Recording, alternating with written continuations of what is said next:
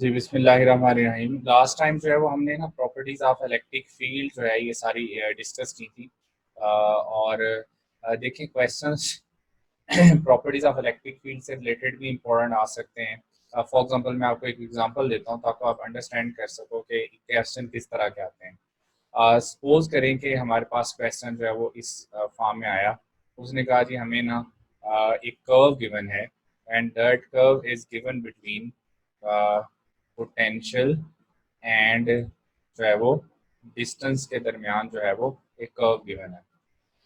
हमें पता है कि जो V ओवर डी है वो इलेक्ट्रिक इंटेंसिटी इक्वल होता है। तो एक लेट से एक कर्व जो है वो हम ड्रॉ कर लेते हैं कुछ इस तरह का। लेट से हमें कर्व गिवन हो, ये ना लेट से इस तरह का एक हमें कर्व गिवन।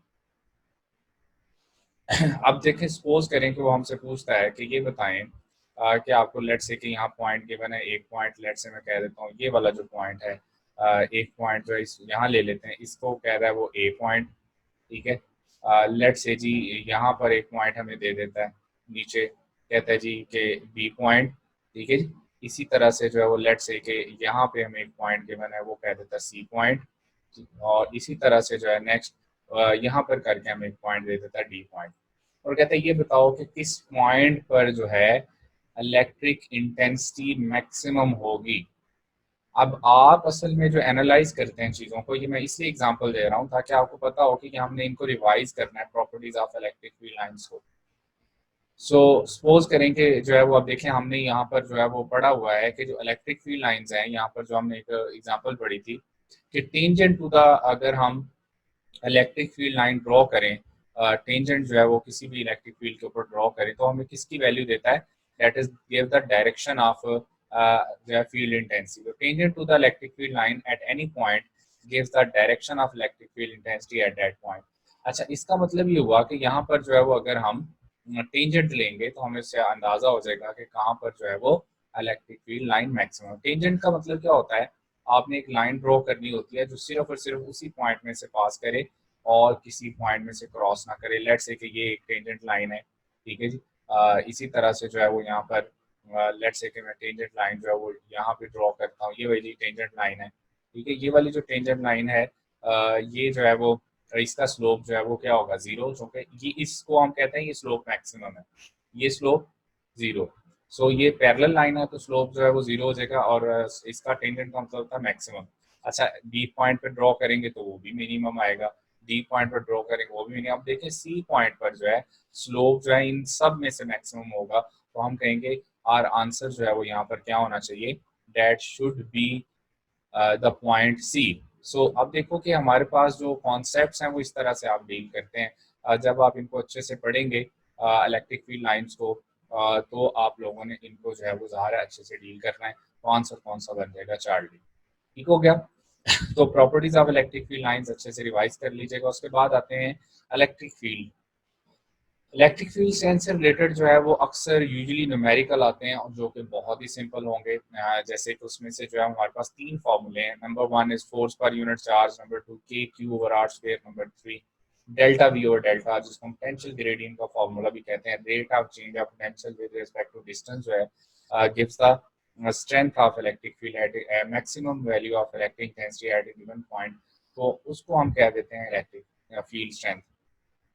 सो इसके दो यूनिट भी यहाँ से आप कहते होते थे, एक न्यूटन पर कूलम भी हो सकता है और दूसरा जो है वो कभी कभी हम वोल्ट पर मीटर भी ले लेते हैं। तो एक ही बात है, वोल्ट पर मीटर और न्यूटन पर कूलम जो है वो, चूंकि आपने को प्रूव किया हुआ कि ये एक दूसरे के क्या होते हैं, इक्वल होते हैं। ठीक है जी। अच्छा, अब देखो जो हमें जो है वो न्यूमेरिकल अगर आया है जिसमें फोर्स और चार्ज गिवन है तो यहाँ पर ये फर्स्ट वाला फार्मूला यूज हो जाएगा। अगर डिस्टेंस और चार्ज गिवन है तो सेकंड वाला फार्मूला यूज हो जाएगा। पोटेंशियल और डिस्टेंस गिवन है, थर्ड वाला फार्मूला यूज हो जाएगा। So according to the statement of numerical हम फार्मूला यूज कर सकते हैं। लेकिन यहाँ एक इम्पोर्टेंट बात है, तो जरा गौर से सुनिएगा। ये जो क्यू नॉट है यहाँ पर, क्यू नॉट जो है ये बेसिकली यहाँ रिप्रेजेंट कर रहा है किसको, टेस्ट चार्ज को। यानी यूनिट पॉजिटिव चार्ज जो है उसको हम बोल रहे होते हैं test charge. Unit positive charge को रिप्रेजेंट कर रहा है। ठीक है जी। जबकि यहाँ पे जो नीचे आपको नजर आ रहा है ये जो क्यू है, ये जो है वो टेस्ट चार्ज नहीं है। ये बेसिकली यहाँ पर जो है वो क्या है, सोर्स चार्ज है। ये सोर्स चार्ज है। यानी जिसकी इलेक्ट्रिक फील्ड है वो वाला चार्ज, ठीक है। अब लेट्स से कि मैं यहाँ पर ना वो ड्रॉ करता हूँ। लेट्स से जी हमारे पास ये चार्ज है और ये उसकी ना उसके अराउंड इलेक्ट्रिक फील्ड है, ठीक है जी। अब इसमें ना सपोज करें कि ये पॉजिटिव चार्ज है, उसके अराउंड जो है वो ये इसकी इलेक्ट्रिक फील्ड। अब ये जो चार्ज है ये क्यू है, यानी इसको हम कहेंगे ये सोर्स चार्ज है जो इसको अपने अराउंड जिसके अराउंड इलेक्ट्रिक फील्ड है। और क्यू नॉट का मतलब होता है कि ये टेस्ट चार्ज है। तो अगर मैं क्यू नॉट जो है यानी test charge unit positive charge इस इलेक्ट्रिक फील्ड में लेके आऊंगा तो डेट विल एक्सपीरियंस जो है वो electrostatic effect in the form of electrostatic effect in the form of force. अच्छा, अब जरा गौर करें कि यहाँ पर जो क्यू नॉट है ये टेस्ट चार्ज है, क्यू जो है ये सोर्स चार्ज है। ये वाला जो फॉर्मूला है, आप गौर से सुनिए बात, ये जो ये वाला फॉर्मूला है ये हमें बता रहा है कि जो electric field strength of A charge होती है वो टेस्ट चार्ज की वैल्यू पे डिपेंड नहीं करती। यहाँ अगर आप गौर करें तो यहाँ कहीं भी क्यू नॉट नहीं है इस फॉर्मूले में, वो कैंसिल आउट हो जाता है जब इस फॉर्मूले को ड्राइव करते हैं। तो इसको हम कहते थे electric field intensity due to a point charge. क्योंकि इस वाले फॉर्मूले में क्यू नॉट आ रहा होता है तो डेट्स वाई सम में से डैट के शायद इलेक्ट्रिक फील्ड स्ट्रेंथ जो है वो वैल्यू ऑफ टेस्ट चार्ज के ऊपर डिपेंड करती है। ऐसा नहीं है, the value of electric intensity जो है that only depends on the value of जो है वो सोर्स चार्ज जितना ज्यादा होगा उसके ऊपर ये डिपेंड करेगा, ठीक है जी। अच्छा, नेक्स्ट जो है वो जो ये तीनों फॉर्मूले से रिलेटेड आप कोई भी क्वेश्चन है आप इजीली उसका आंसर कर सकेंगे, इजीली न्यूमेरिकल सॉल्व कर सकेंगे, बिकॉज आपको जस्ट जो है वो फॉर्मूला प्रेडिक्ट करना है कौन सा अप्लाई करना है, यू गेट द आंसर। लेकिन एक क्वेश्चन ऐसा है जहां पर जो है वो समटाइम्स प्रॉब्लम आ सकती है। वो केस ये है कि जब हम ये वाला क्वेश्चन जो है जिसमें वेक्टर फॉर्म में उसने इलेक्ट्रिक इंटेंसिटी पूछी हो, अक्सर स्टूडेंट जो है यहाँ पर मिस्टेक कर जाते हैं। हमें पता है कि इलेक्ट्रिक इंटेंसिटी वेक्टर क्वांटिटी है, k Q over are square for point charge है। सो इलेक्ट्रिक इंटेंसिटी जो है वो k Q over are square for a point charge कैसे कैलकुलेट करेंगे वेक्टर फॉर्म में। अच्छा, वेक्टर फॉर्म में अगर लेट्स से कि हमें पूछा हुआ है जैसे लेट्स से जी क्वेश्चन है जी आपसे पूछा गया कि एक ये बताएं कि इलेक्ट्रिक फील्ड स्ट्रेंथ जो है at a point whose position vector हमें गिवन है r is equal to 4i plus 3j। So charge की वैल्यू 1.25 10 टू -6 कूलम गिवन है। आप देखो डिस्टेंस हमें गिवन है in terms of vector form. हमें पता है कि ये जो पोजीशन वेक्टर गिवन है इसका अगर हम मैग्नीट्यूड कैलकुलेट करना चाहें तो 4 square plus 3 square square root आ जाएगा। मैग्नीट्यूड सबको कैलकुलेट करना आता है, तो ये आपके पास जो है वो किसकी वैल्यू आ जाएगी, आर की, ठीक है, ये आर की वैल्यू आ गई। अच्छा, अब देखो कि यहाँ पर जो है इज इक्वल टू हम कह रहे हैं k Q over are square into r unit vector, ऐसे ही। अच्छा, अब गौर से सुनना, आर यूनिट वेक्टर को क्या हम लिख सकते हैं vector divided by its magnitude, vector divided by its magnitude. अच्छा, आप देखो कि यहाँ पर जो है ये आर स्क्वेयर है, ये आर है, तो आर स्क्वेयर आर क्या हो जाएगा, आर क्यूब हो जाएगा। तो मतलब ये तीनों नीचे मल्टीप्लाई हो जाएंगे और आर वेक्टर साथ ऐसे ही आ जाएगा। अच्छा, ये 1.25 है। अब 1.25 है तो मैं 1.25 को 125 इंटू 10⁻² लिख सकता हूँ। तो ये वाला जो 6 की बजाय जो है वो 10⁻² क्या हो जाएगा -8। ये 125 से क्या हो जाएगा, कैंसिल आउट। अब ये -8 है, ये +9 है, तो 90 रह जाएगा। ज़ाहिर है 9 10 से मल्टीप्लाई होगा तो 90 को अंदर मल्टीप्लाई करें 360i प्लस 270j, ये आंसर आ जाएगा। तो इस तरह के जो क्वेश्चन है वो पेपर में आ सकते हैं वेक्टर फॉर्म में। सिर्फ याद इतना रखना है कि आर यूनिट वेक्टर को आपने रिप्लेस कर देना है vector divided by its magnitude से, ठीक हो गया जी। अच्छा, अब यहाँ से जो है आपके पास नेक्स्ट जो है वो क्वेश्चन जो है इसी तरह से लेट्स से कि जी अब आपने देखें फॉर्मूला अप्लाई करना है अकॉर्डिंग टू द सिचुएशन।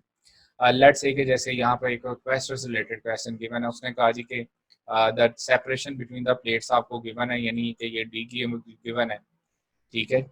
उसके बाद कह रहा है कि ये जो 9 वोल्ट की आपके पास बैटरी है, what is the electric field strength between the plates है। तो अब आपको जहाँ समझ जाना चाहिए कि पोटेंशियल आपको गिवन है और डिस्टेंस गिवन है, इलेक्ट्रिक फील्ड अगर इंटेंसिटी फाइंड करनी है तो बड़ा इजी है। आपने फॉर्मूला कौन सा अप्लाई करना है, यहाँ पर पोटेंशियल डिफरेंस जो है divided by distance between the two plates.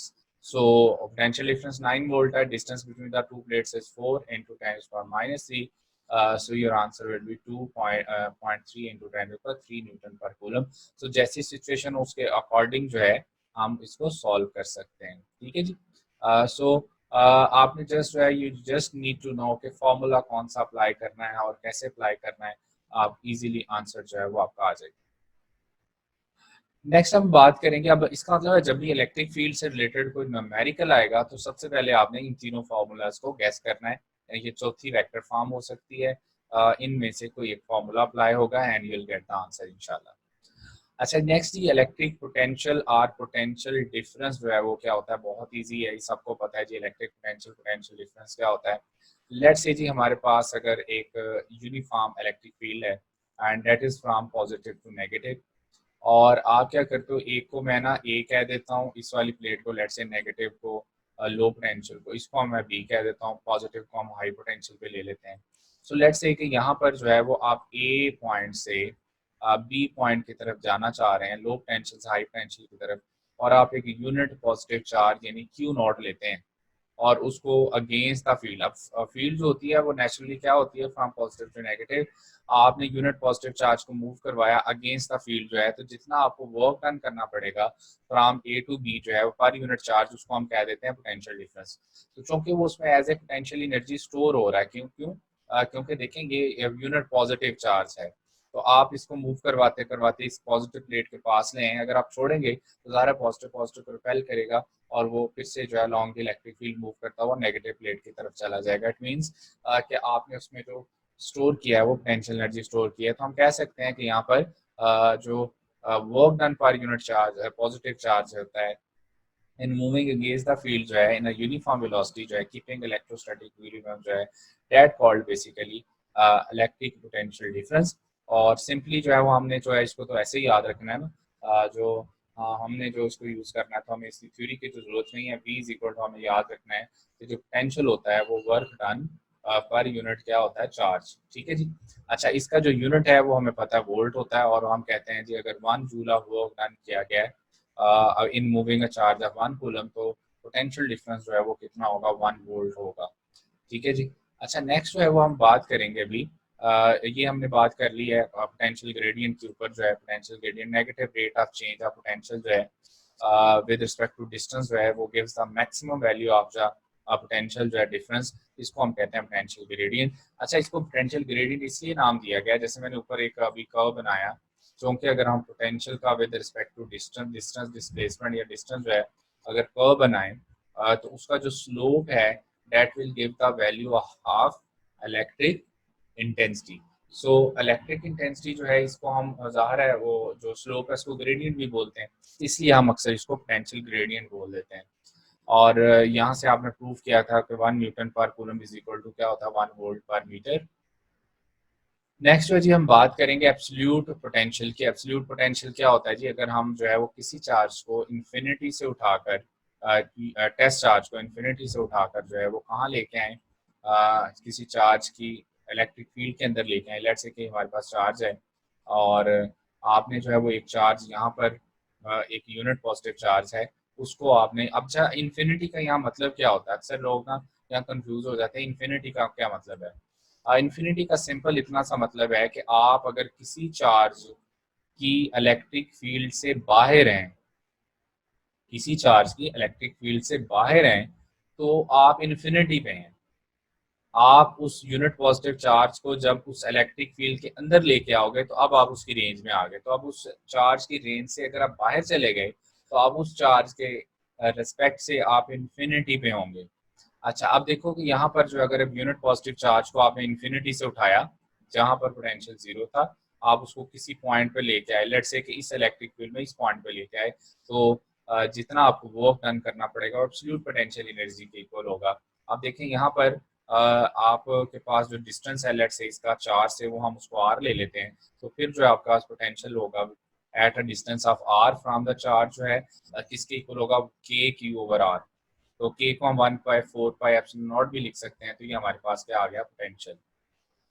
और n चार्जेस के लिए पोटेंशियल जो है वो भी कैलकुलेट कर सकते हैं, लेकिन हमें जो है वो फॉर्मूला यही याद रखना है, यानी potential is equal to electric potential जो है वो क्या होता है, के क्यू ओवर आर के इक्वल होता है। ठीक है, इलेक्ट्रिक इंटेंसिटी होती है k Q over R square, ये है k Q over simple are.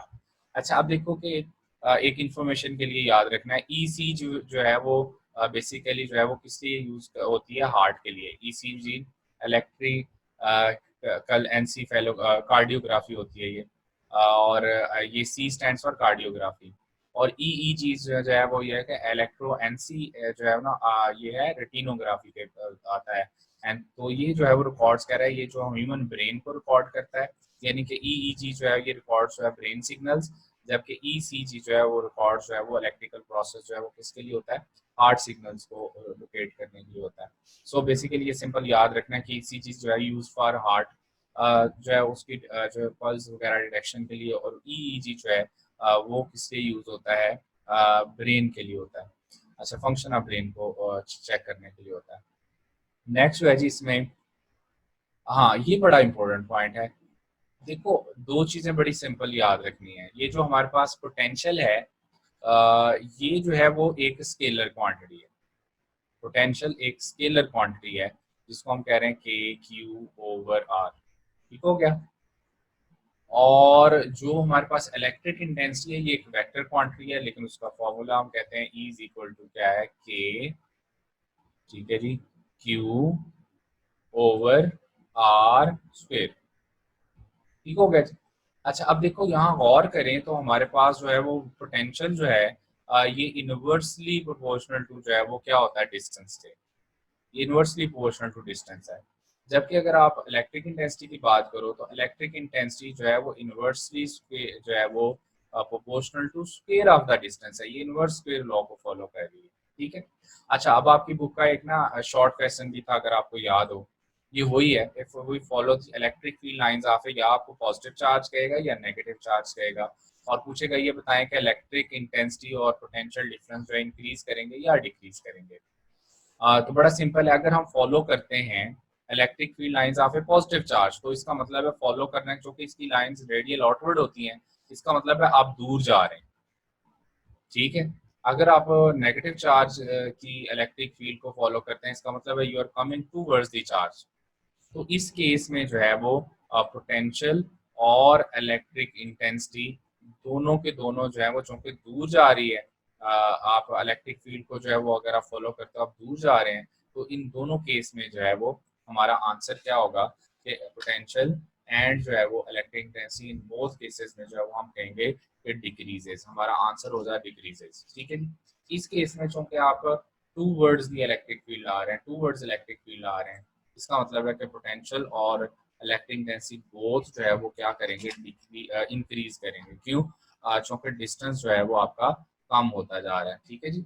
सो चूंकि electric intensity inversely proportional to r square है, तो डिस्टेंस कम होगा, तो जाहिर है इलेक्ट्रिक इंटेंसिटी बढ़ेगी, तो इलेक्ट्रिक इंटेंसिटी बढ़ जाएगी, और डिस्टेंस बढ़ेगा तो इलेक्ट्रिक इंटेंसिटी कम हो जाएगी। यहाँ भी इनवर्सली प्रोपोर्शनल टू आर है, तो इनवर्सली प्रोपोर्शनल का मतलब है यहाँ पर जो है वो अगर डिस्टेंस कम होगा तो पोटेंशियल बढ़ जाएगा। तो अगर आप नेगेटिव चार्ज की फील्ड लाइंस को फॉलो कर रहे हो तो पोटेंशियल एंड इलेक्ट्रिक इंटेंसिटी जो है वो बोथ क्या करेंगे, इंक्रीज करेंगे, और पॉजिटिव चार्ज के केस में दोनों डिक्रीज करेंगे। आपकी बुक का एक शॉर्ट क्वेश्चन भी था, so it is important for examination point of view. Past paper में काफी दफा इससे रिलेटेड क्वेश्चन पूछे जा चुके हैं। नेक्स्ट है जी, हम बात करेंगे इक्विपोटेंशियल सरफेस। ये भी बहुत इंपॉर्टेंट कॉन्सेप्ट है, इसको भी जो है वो हमें अच्छे से अंडरस्टैंड करना है।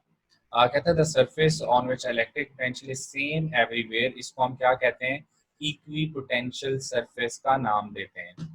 और surface of charge hollow sphere containing point charge जो है इट्स सेंटर जो है, ये एक जो है वो आपके पास एग्जांपल हो सकती है फॉर यूनिट जो है ना, फॉर इक्विपोटेंशियल सरफेस। ठीक है जी। सो ये इक्विपोटेंशियल सरफेस की एग्जांपल हो सकती है।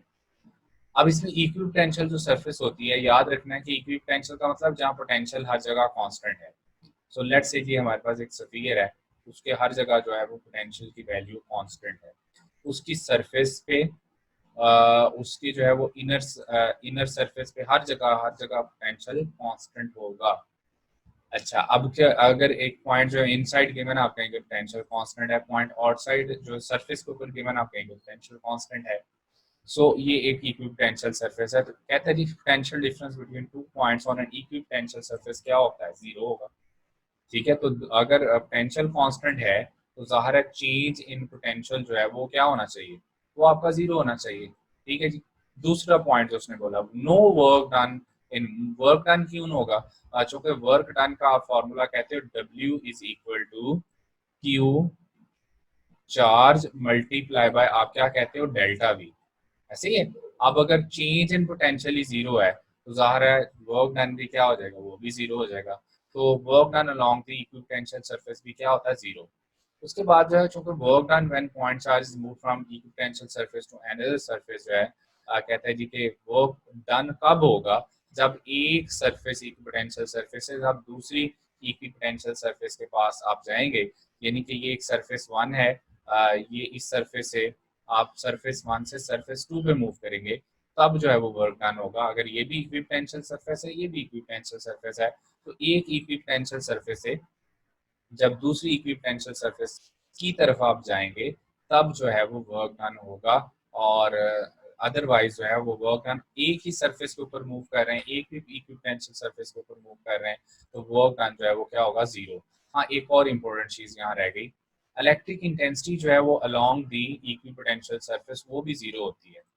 यहाँ इलेक्ट्रिक इंटेंसिटी जो है अलोंग द इक्विपोटेंशियल सरफेस वो भी जीरो होगी।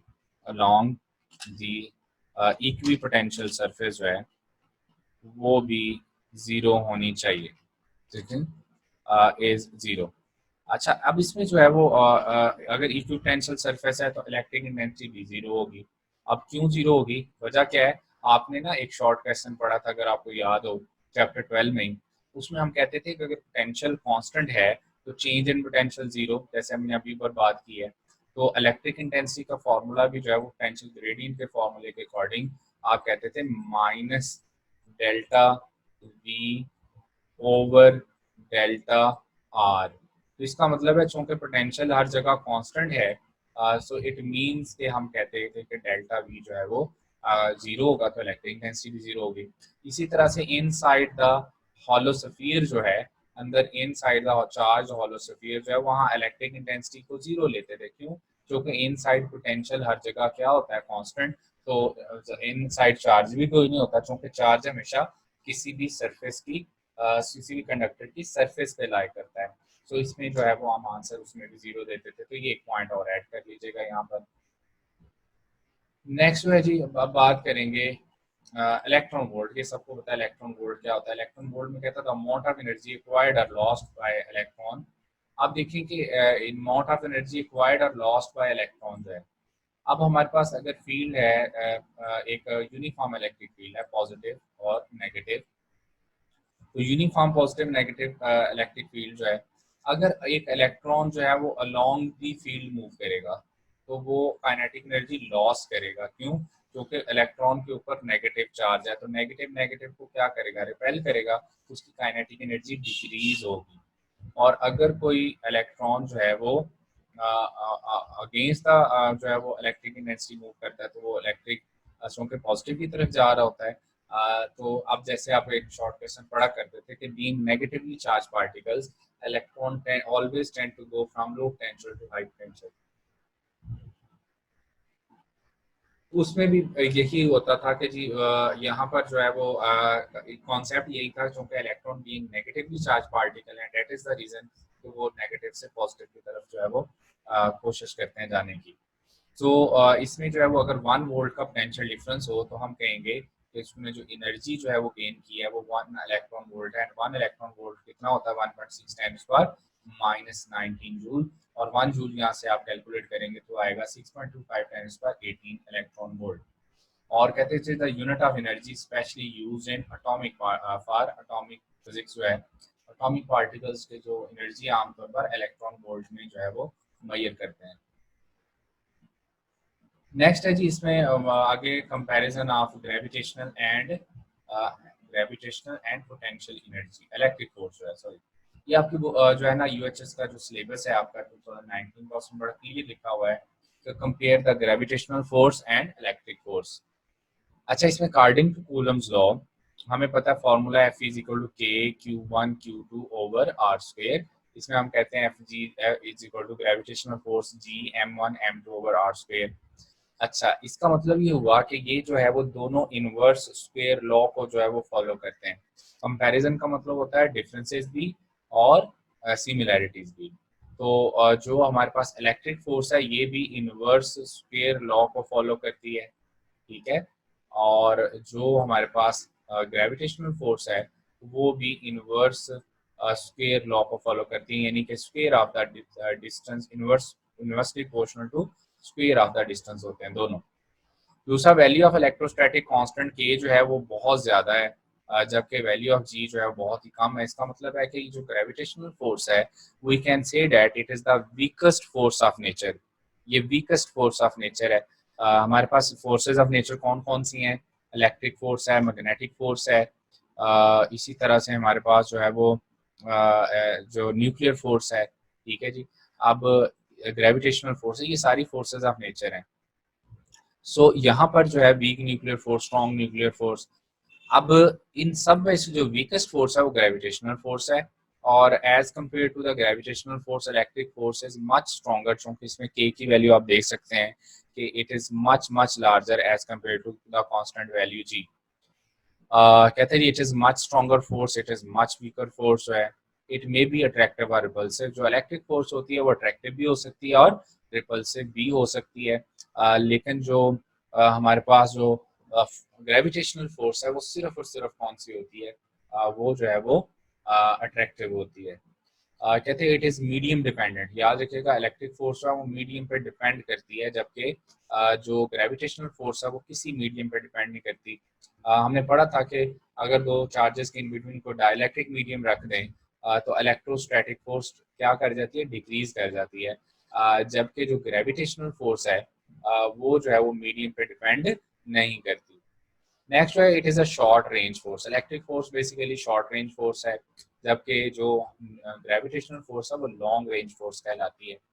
इट कैन बी शील्डेड, जिसको हम कहते हैं it can be shielded. Shielded का मतलब है जैसे हम कह रहे थे कि अगर हमारे पास एक हॉलो चार्ज स्फीयर हो, हॉलो चार्ज का मतलब है कि उसकी सरफेस के ऊपर जो है वो अगर लेट से कि उसकी सरफेस के ऊपर जो है चार्ज है, तो इनसाइड द सरफेस अगर अंदर से हॉलो है तो उसके अंदर इलेक्ट्रिक इंटेंसिटी क्या होती है? जीरो होती है। तो अगर आपसे को पूछे कि क्या हम इलेक्ट्रिक इंटेंसिटी से शील्ड कर सकते हैं, तो आपका आंसर होना चाहिए यस।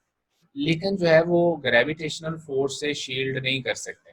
मतलब हम एक ऐसी जगह बैठ जाएं, फॉर एग्जांपल एरोप्लेन, एरोप्लेन की जो आउटर सरफेस है उसके ऊपर हैवी स्टैटिक चार्ज होता है, और वो ड्यू टू फ्रिक्शन आता है जब एयरप्लेन जो है वो हवा में जो है होता है। सो फ्रिक्शन की वजह से उसके ऊपर, लेकिन इन साइड द पैसेंजर जो है वो सेफ रहते हैं, क्योंकि inside the charge hollow body जो है वो इलेक्ट्रिक एनर्जी जीरो होती है। जबकि we can not shielded by gravitational force. हम यूनिवर्स में कहीं भी चले जाएं, हम जो है वो ग्रेविटी के इफेक्ट्स को जो है वो निगलेक्ट नहीं कर सकते। फॉर एग्जांपल इफ समबडी से कि जी हम जाके सेंटर ऑफ अर्थ पे बैठ जाएं, तो क्या सेंटर ऑफ अर्थ पे अगर हम जाके बैठ जाएंगे तो वहां पर इलेक्ट्रिक इंटेंसिटी जो है सॉरी ग्रेविटेशनल फोर्स जो है वो उसका इफेक्ट नहीं होगा। सो आंसर इज कि उसका वहां पर जो है वो इफेक्ट अर्थ की ग्रेविटी का इफेक्ट नहीं होगा, वहां पर वैल्यू ऑफ जी जीरो होगी। लेकिन चूंकि वहां आप बैठे हुए हैं तो बाकी होल यूनिवर्स, सन भी तो आपको अपनी तरफ अट्रैक्ट कर रहा है, उसकी भी तो ग्रेविटेशनल फोर्स है, मून की भी ग्रेविटेशनल फोर्स है। इसी तरह से अदर जो है वो आपका सोलर सिस्टम, उसकी ग्रेविटी का इफेक्ट वहां होगा। तो यूनिवर्स में कहीं भी चले जाएं, आप ग्रेविटेशनल फोर्स से जो है फील्ड से जो है वो एस्केप नहीं कर सकते। ठीक है जी। सो ये आपका जो है वो first part of the lecture जो है कंप्लीट हो गया। इसमें आपने करना क्या क्या है, क्या क्या रिवाइज करना है? इसमें आपने इलेक्ट्रिक फोर्स और ग्रेविटेशनल फोर्स का कंपैरिजन रिवाइज करने हैं, इलेक्ट्रॉन वोल्ट से रिलेटेड जो है वो न्यूमेरिकल देखने हैं। जैसे आपसे अक्सर कहा जाता है कि देखें, जैसे आपसे कहा जाए कि एक चार्ज है, उसका जो टोटल चार्ज है वो 20 इलेक्ट्रॉन वोल्ट के इक्वल है, सॉरी इलेक्ट्रॉन के इक्वल है, उसके ऊपर चार्ज जो है वो 20 इलेक्ट्रॉन के इक्वल है। और आप ये बताओ कि अगर वो पोटेंशियल डिफरेंस जो है वो 100 वोल्ट या 5 वोल्ट जो है पोटेंशियल डिफरेंस रिवर्स करता है, तो बताएं कितनी काइनेटिक एनर्जी गेन की। तो वर्क डन जो है is equal to q delta v, तो 20 मल्टीप्लाई 5 कितना हो जाएगा 100। आप कहेंगे जी 100 इलेक्ट्रॉन वोल्ट उसने काइनेटिक एनर्जी गेन की या लूज की, जैसे भी क्वेश्चन हो। तो सम टाइम्स ये इलेक्ट्रॉन वोल्ट में आता है, सम टाइम्स जो है इसको आपने जूल में कन्वर्ट करना होता है। अगर जूल में कन्वर्ट करना है तो 1 इलेक्ट्रॉन वोल्ट कितना है 1.6 इंटू 10⁻⁻19, और तो आप उसको जो है वो उसमें मल्टीप्लाई कर देंगे, आंसर जूल में आ जाएगा। ठीक है। सिमिलरली जो है वो आपने जो है वो इलेक्ट्रिक इक्विपोटेंशियल सरफेस का कॉन्सेप्ट एक दफा अच्छे से रिवाइज करना है। इक्विपोटेंशियल सरफेस के अलॉन्ग वर्क डन और इलेक्ट्रिक इंटेंसिटी दोनों क्या होती हैं, जीरो होती हैं। ये इंपॉर्टेंट पॉइंट याद रखना है। फिर आपने जो है वो इलेक्ट्रिक यहाँ पर इलेक्ट्रिक फील्ड जो स्पेशली पोटेंशियल और इलेक्ट्रिक पोटेंशियल से रिलेटेड न्यूमेरिकल्स जो है उनकी प्रैक्टिस करेंगे, और इलेक्ट्रिक फील्ड के जो हमारे 3 ये मेजर फॉर्मूले हैं, चौथा इसकी वेक्टर फॉर्म, इनको अच्छे से आपने रिवाइज करना है। ठीक है जी। So it's all about the first part of the lecture. इसमें से जो क्वेश्चन है वो आप अभी कर सकते हैं नेक्स्ट सेशन में जो स्टार्ट होते हैं, उसके बाद हम नेक्स्ट पे देखते हैं स्टार्ट करना है। मैं दोबारा लॉग इन हो रहा हूँ, स्टे ट्यून्ड।